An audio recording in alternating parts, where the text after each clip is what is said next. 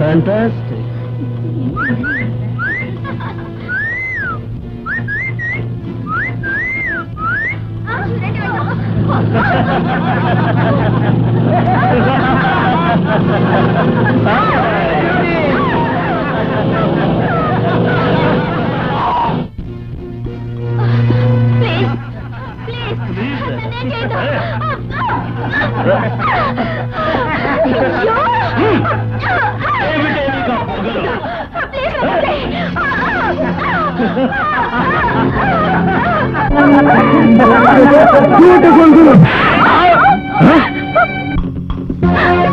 Subhash, you don't worry.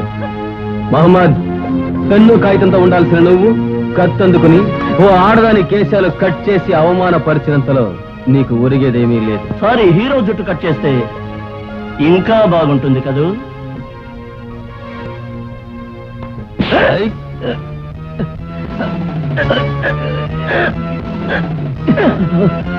ఇదెలా ఉంది?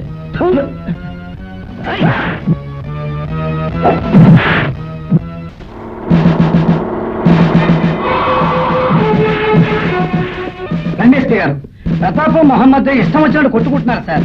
వాళ్ళని కంట్రోల్ చేయడం నా వల్ల కాకే మీకు ఫోన్ చేసి మిమ్మల్ని రమ్మన్నాను. ఏమిటిదంతా? ఏమిటి గలాట? సార్, ఈ ప్రతాప్ తనకంటే దాదా లేడనుకుని శుభ అనే అమ్మాయిని మా కళ్ళ ముందే కౌగిలించుకుని ముద్దు పెట్టుకుని అవమానపరిచాడు సార్.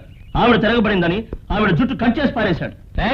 ఎవరా జుట్టు చూడండి సార్ వీడి దౌర్జన్యం. కావాలంటే ఆ అమ్మాయిని అడగండి సార్. చెప్పరా?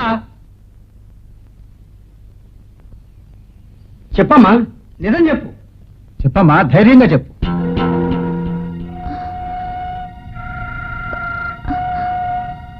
అవును సార్. నన్ను నమ్మండి. శుభ, నిన్ను నేను అవమానించానా? శుభ, అబద్ధం చెప్పదున్నా. ఈ సంఘటన నిజమని తెలియని తర్వాత ఎందుకలా బలవంతం చేస్తున్నావు? నిన్ను గుడ్ స్టూడెంట్ అనుకున్నాను. నువ్వు ఈ విధంగా ప్రవర్తిస్తావనుకోలేదు. నిన్ను 10 days కాలేజీ నుంచి సస్పెండ్ చేస్తున్నాను. Sir, no sir. ప్రతాప్ ఎందుకు సస్పెండ్ చేస్తున్నారు? కారణం తెలియలేదా? ఓహో, పోలీస్ డిపార్ట్మెంట్ కదా. తానా అంటే తందానా అంటారే కానీ కళ్ళారా చూడరు అనే నిజాన్ని ప్రూవ్ చేస్తున్నారన్నమాట. ఏమిటి మాట్లాడుతున్నావు? ఆ మహమ్మద్ మాటల్ని మీరు నమ్మేశారుగా. Shut up. శుభ, ఎందుకు బ్లఫ్ చేస్తున్నావు? నీకోసం కొట్లాడిన ఒక నిరపరాధి మీద తప్పు రుద్దితే నీకేం దొరుకుతుంది? నీ మాట వల్ల ఒక మంచి విద్యార్థి జీవితం నాశనం అవుతుంది. Tell the truth please. అవును సార్, ఆ మహమ్మద్ వాడి ఫ్రెండ్సే నన్ను అవమానపరిచింది. దీనికేమంటారు సార్? కాకి బట్టలు వేసుకుని కాలేజీలోకి పోలీస్ ఆఫీసర్లు వస్తే విద్యా సంస్థకే అవమానం అంటారు. విద్యార్థుల మధ్య తప్పు జరిగిందని పోలీస్ ఆఫీసర్లు యాక్షన్ తీసుకున్నారంటే వాళ్ళ లైఫ్ని పాడు చేసినట్టు అవుతుంది. అందుకే ఈ కాలేజీ ప్రిన్సిపాల్ గా మీరే వాళ్ళకి బుద్ధి చెప్పండి. Yes sir. మహమ్మద్, స్త్రీ జాతికి మీరు చీడ పురుగులు. మిమ్మల్ని అందరినీ కాలేజీ నుంచి 10 days సస్పెండ్ చేస్తున్నాను. Now you can go. I'm sorry sir, మీకు శ్రమ కలిగించా.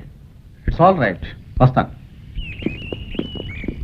ప్రతాప్, సారీ మై బాయ్, నీ నందరాన్ని మాట్లాడతాను. It's all right sir.